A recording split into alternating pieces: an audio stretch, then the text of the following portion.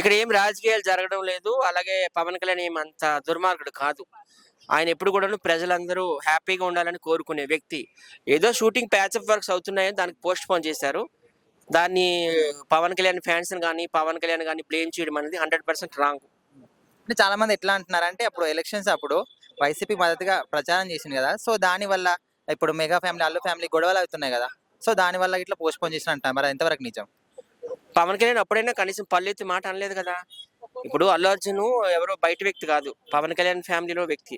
ఆయన పిఠాపురం వచ్చేసి పవన్ కళ్యాణ్‌కి మద్దతు తెలిపితే నిజంగా అందరూ కూడా ఆయన్ని ఆకాశానికి ఎత్తేసేవారు. కానీ ఇక్కడికి రాకుండా ఈయన ఎవరి మీదైతే పోరాడుతున్నాడో, ఏ గవర్నమెంట్‌నైతే పడగొట్టాలని ఇంత ఫైట్ చేస్తున్నాడో, అలాంటి పార్టీలో వ్యక్తి శిల్పా రవి. శిల్పా రవి ఆయన ఫ్రెండ్ కూడా కాదే. శిల్పా రవి ఆళ్ళ మిసెస్, అల్లు అర్జున్ ఆళ్ళ మిసెస్ ఫ్రెండ్స్ అంట. సో, ఎళ్లి ఆ పార్టీకి సపోర్ట్ చేయడం అనేది మంచి పద్ధతి కాదు. It's not correct.